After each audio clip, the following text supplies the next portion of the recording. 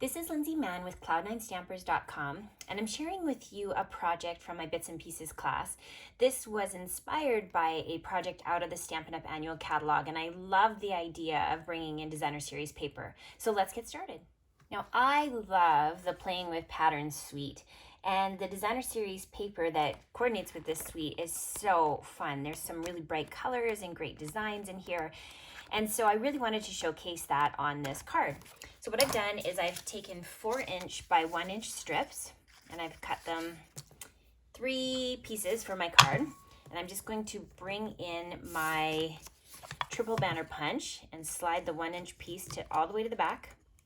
And I'm going to punch and then flip it around and punch again. And I'm going to do that with all 3 pieces.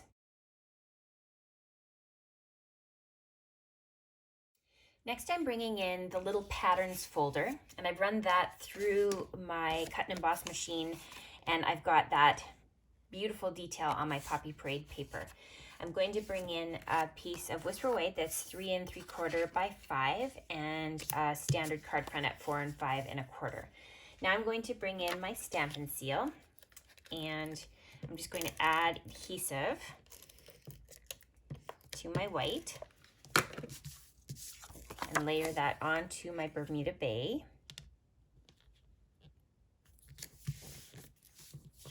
Then I'm going to bring in my textured piece and do the same. This time I'm going to use Stampin' Seal. It's just a little bit heavier of an adhesive, and I find it works really well when you've got an embossed piece of paper to hold the texture on. So that's going to layer over top of the white. And then I'm going to bring in my 3 little pieces here, and we're going to use dimensionals to add those on.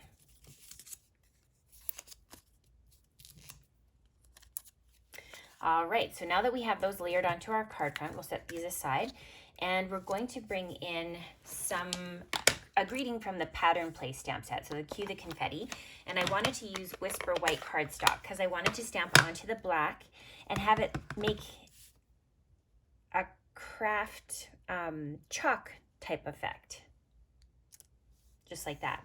It takes a minute to dry, so you'll just want to set it aside, and then you can go ahead and adhere it onto your vellum 2" circle. So once it's dry, you can go ahead and add dimensionals onto the circle, and then we'll just go ahead and throw that on top.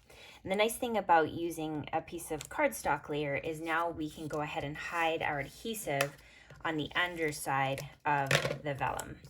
So I'm going to go ahead and layer that here.